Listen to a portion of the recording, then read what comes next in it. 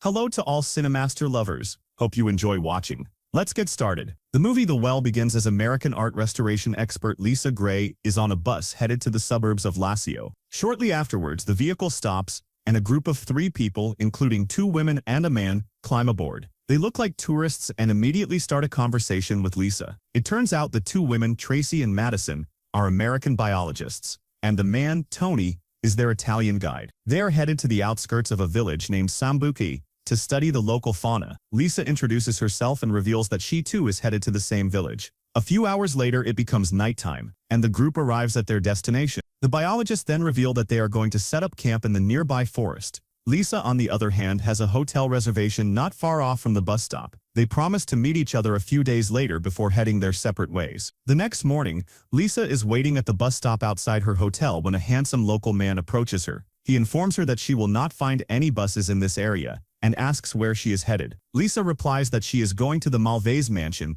and the young man offers to drop her there. Although she is slightly unnerved, Lisa accepts the offer, and the duo heads to the location on foot. On the way, the young man introduces himself as Marcus, and Lisa shares her name as well. They soon reach the Malvese mansion, which is a grand old building with great historical importance. Marcus escorts her to the front door, and before leaving, mentions that he runs a pub nearby. He invites her to visit whenever she has free time, and then graciously takes his leave. Once she is inside the mansion, Lisa is warmly greeted by its owner, Mrs. Emma Fosca Malvese. She is a single mother who looks extremely young and fit, despite her age. Emma quickly leads the American upstairs where the painting that needs restoration is kept. Turns out it was damaged in a fire, and currently its surface is covered with a thick black charred residue. Lisa carefully assesses the painting and remarks that the whole process could require about a month. But upon hearing this, Emma suddenly changes her tone. She intimidatingly says that the restoration must be completed within 2 weeks. Slightly taken aback, Lisa announces that she will immediately start working, and even requests to sleep in the room with the painting. Emma agrees to the proposition, and leaves her to begin the work. That night, Italian guide Tony sets up a microphone in the woods near the village of Sambuci. He then heads back to his tents, and calmly listens to the plethora of noises being transmitted through the microphone. Everything seems to be normal at first, until he hears a strange screeching noise. He is afraid that his microphone might have been damaged and decides to investigate the matter. However, barely a few seconds later, we hear him shouting in a distressed voice. Startled by the screams, the 2 American biologists immediately wake up in their tent. Madison leaves Tracy alone and goes into the woods to search for their guide. She soon discovers Tony's blood-stained cap, not far off from their camp. Following this, Madison returns to the tent and insists that they need to go to the police. But before she can explain further, someone suddenly grabs her neck and yanks her away. Tracy, who is still confused by what happened, is now all alone and terrified. She cautiously tries to sneak out of the tent, but someone knocks her out with a strike to the head. The scene shifts to Madison, who wakes up behind bars in a dimly lit cell. She notices a man named Rocco throwing up in another cell nearby. As she looks around, she also sees Tracy and Tony in similar cells. In fact, the whole place looks like a circular prison, at the center of which is a well. Back at the mansion, Lisa is having dinner with Emma and her teenage daughter Julia. The American tries to strike up a conversation with Julia and asks what grade she studies in, but the latter abruptly drops her fork and leaves the table without a word. Emma apologizes for the behavior and explains that Julia doesn't attend school because she suffers from a personality disorder. She is 13 years old but refuses to act according to her age. Hearing this, Lisa thanks Emma for the dinner and excuses herself for the evening. Elsewhere, Aruta, a muscular figure with extremely pale skin, slowly enters the area with the cell. He begins observing each prisoner before stumbling forward towards the well in the center. Unable to control his anger, Tony begins yelling at Aruta and demands to be let out, but the macho man remains silent and lowers a steel bucket into the well before retrieving it. Tony continues to shout various profanities until Aruta eventually gets pissed off. He approaches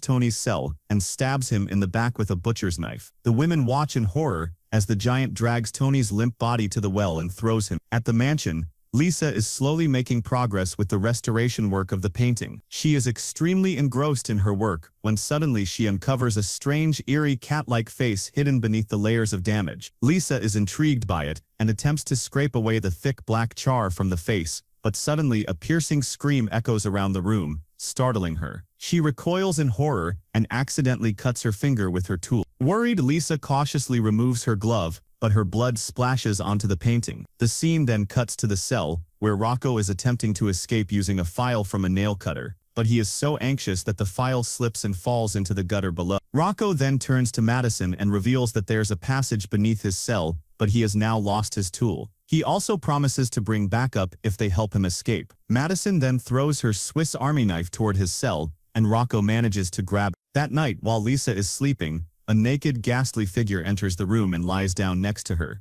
It begins touching her sensually, moving its hand to her neck, but then it strangles Lisa, causing her to awaken in a panic. The figure's face is extremely terrifying, and Lisa begins to choke to death. This is when she jolts back to reality and wakes up in a chair. Her eyes quickly fall on the painting, which is right in front of her. To her utter horror, one of the figures in the painting looks exactly like the entity she saw in her dream. Lisa slowly approaches the painting when suddenly, Julia arrives in the room. The teenager tells her to run away and warns that the painting is cursed. Before leaving, Julia eerily says that if Lisa restores the painting, she will be haunted forever. Things are going even worse for the prisoners in the circular jail. Aruta arrives once more and drops the metal bucket into the well. A lean, ashy pair of arms emerge from the shadows and grab the bucket at the bottom of the well. Whatever creature is living there slits its forearm and drips a large amount of its blood in the bucket. Aruta then pulls the vessel back up and sets it aside before heading to Rocco's cell. Madison realizes that if Rocco dies, no one will be able to get away from this hellhole. In an act of valiant sacrifice, she starts taunting the behemoth. The plan works and Aruta starts approaching her cell, but then he brutally peels the skin off Madison's face before throwing her into the well.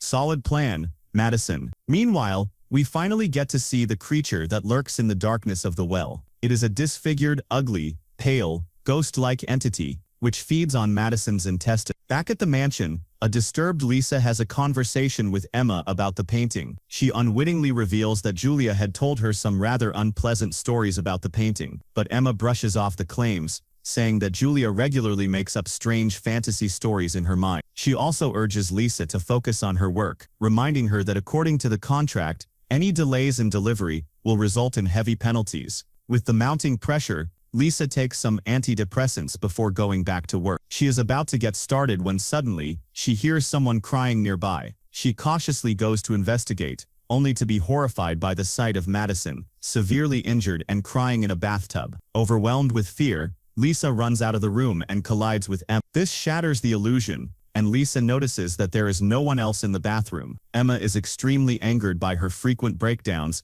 and warns her that if the work isn't completed on time, she will regret. Meanwhile, in the prison, Rocco has finally managed to open the grate that is covering the entrance to the gutter. He is ecstatic and attempts to enter it head first, but suddenly something horrifying happens. A lean, pale pair of arms grab his neck and begin peeling the skin off his. The ghost-like entity then kills him instantly before devouring his flesh. Elsewhere, while Lisa is tirelessly working to finish the painting, she is visited once more by Julie. The teenager reveals that the painting was created in 1493 and depicts her mother performing a human sacrifice to summon a monstrous being named Goran. Once the monster appeared, Emma trapped it and ever since has been using its blood to stay young. She adds that if the red moon shines on the painting before midnight, the curse will renew for another. To prove her point, Julia then reveals details about the last 3 victims captured. 2 girls, 1 black and 1 with blonde hair, and a guy. The description matches exactly with the 3 tourists that Lisa had met on the bus. Julia then leads the American to the location where the prisoners are being held. As they approach, they see Aruta unlocking a door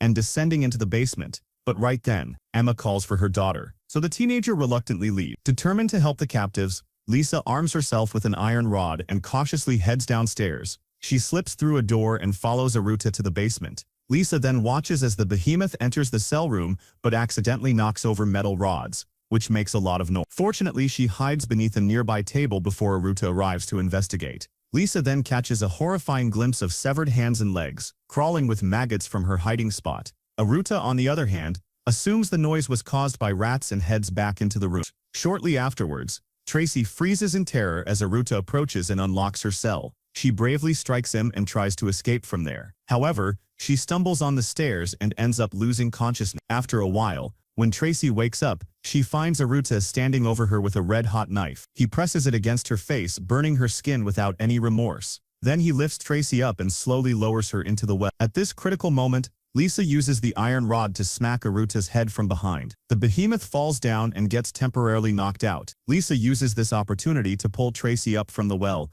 and the two make a run for it. Meanwhile, Aruta slowly regains consciousness and surveys the scene. He notices the open passage in one of the cells, along with Rocco's half-devoured body. To his utter horror, he realizes that the demon who was captured at the bottom of the well is now free. His fears are confirmed when he turns around and sees the ghost-like pale figure standing right in front of him. It is revealed that this is the demon Gurun that Emma had imprisoned centuries ago. The monster then brutally attacks and feeds on Aruta's flesh. The scene shifts to Tracy and Lisa, who have managed to reach outside the mansion. They are relieved to find Marcus there, but in a shocking turn, he shoots Tracy with his bow. He then threatens Lisa to enter the room with the paint. Inside, she finds several people gathered, including Emma and the ugly creature that had tried to choke Lisa in her nightmare. They are holding candles and waiting for midnight to arrive. Emma then instructs Lisa to finish the painting before the clock strikes. Reluctantly, Lisa resumes her work, and as she does so, Emma's image is revealed on the canvas. Marcus's face is also painted right next to Emma's,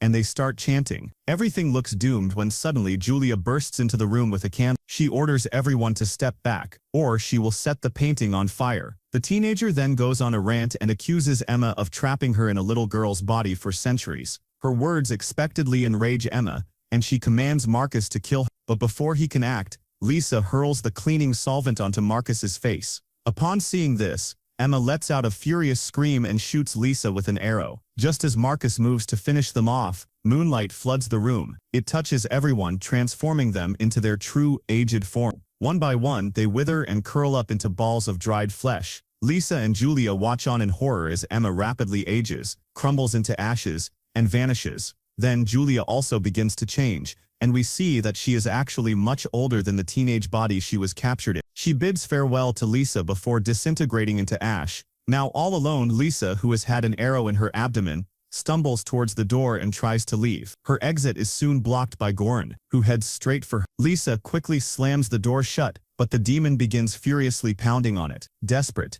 Lisa approaches the painting and starts scrubbing away the section containing the chant. Just as Goran breaks through the door, she begins reciting the chant from the paint. Surprisingly, this causes the demon to let out a deafening scream before collapsing on the floor. The scene then shifts to 30 years later as Lisa is seen in the mansion, still as young as she was when she first came to Sambuki. Downstairs, we see a team of doctors and Goran, still alive but bound tightly to a bed. Lisa approaches them and coldly instructs the head doctor to increase the production. The latter obliges and injects a syringe into Goran's throat, provoking it to let out a blood-curdling scream. It is obvious that Lisa used the chant to trap Goran and use its blood to gain eternal youth. If you liked today's video, don't forget to like, subscribe to the channel, and activate the bell to receive all new updates.